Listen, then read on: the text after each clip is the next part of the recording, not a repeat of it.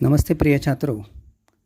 आज हम हिंदी व्याकरण इसमें शुद्ध लेखन के नियम के बारे में कुछ चर्चा करने वाले हैं।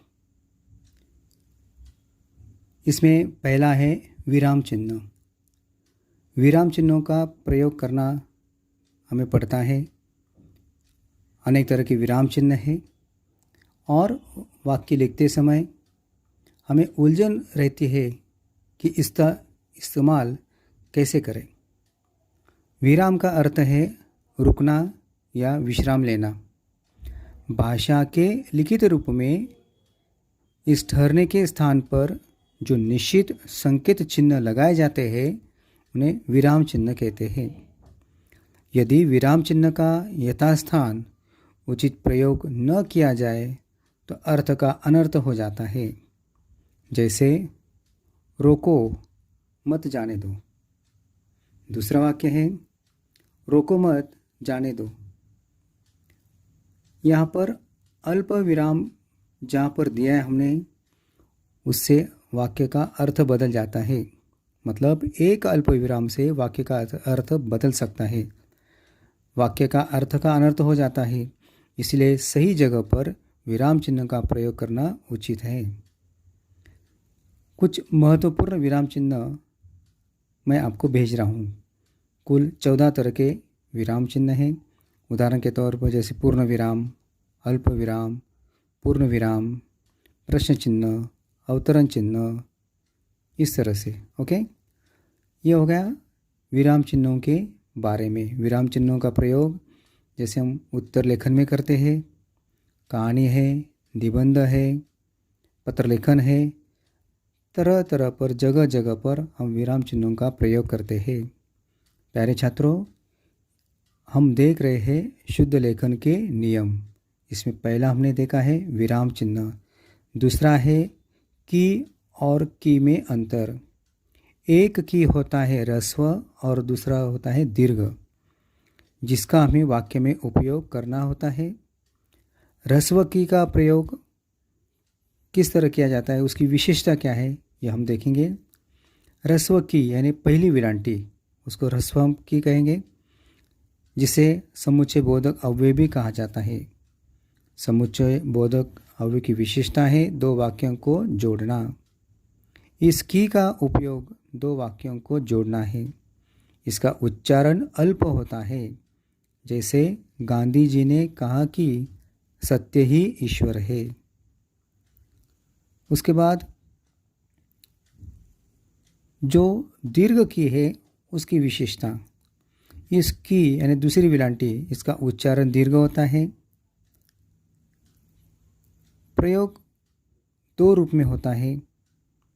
उसके बाद संज्ञा या सर्वनाम का किसी से संबंध दिखाना या जोड़ना है तो की का प्रयोग होता है। जैसे शिवम की किताब खो गई। बराबर है। तो मैंने आपको बताया ह्रस्व की और दीर्घ की इसका प्रयोग कहाँ करना है, इसकी विशेषता क्या है। नंबर 3 पर है ड और ढ के नीचे नुक्ता कब देना है और कब नहीं देना है। मतलब ड और ढ नुक्ता वाला और दूसरा सादा ड और ढ है। तो इसके पहले हम देखेंगे नुक्ता न लगाने के नियम, क्योंकि इसके नियम ज़्यादा हैं। उदाहरण के तौर पर यदि ड या ढ का शब्द प्रारंभिक अक्षर है, ड या ढ का शब्द प्रारंभिक अक्षर है तो वहाँ नुक्ता नहीं लगाना है। जैसे डिबिया, डरपोक, डमरू, ढाल आदि, यह नुक्ता नहीं लगाना है। दूसरा है ड का ढ के पहले, ड या ढ के पहले कोई उपसर्ग लगा हो। जैसे बेडर, बे उपसर्ग, निडर, नी उपसर्ग। उसके बाद ड और ढ के पहले अक्षर पर अनुस्वार हो। जैसे झंडा, खंड, ठंडा आदि। आगे है तत्पुरुष और द्वंद्व सामासिक शब्दों में नुक्ता नहीं लगाया जाता है। जैसे ढील ढाल। और अंग्रेज़ी और संस्कृत में जो शब्द आते हैं उनमें भी नुक्ता नहीं लगाया जाता है, जैसे डेविड, कार्ड, मीडिया आदि।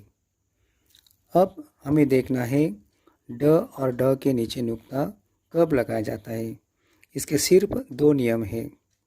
ड और ढ के पहले आए हुए व्यंजन पर अर्ध अनुस्वार लगाया हो तो, अर्ध अनुस्वार मतलब ड या ढ के पहले आए हुए व्यंजन पर अर्ध अनुस्वार लगाया हो, जैसे हंडी, ह के ऊपर चंद्रबिंदी।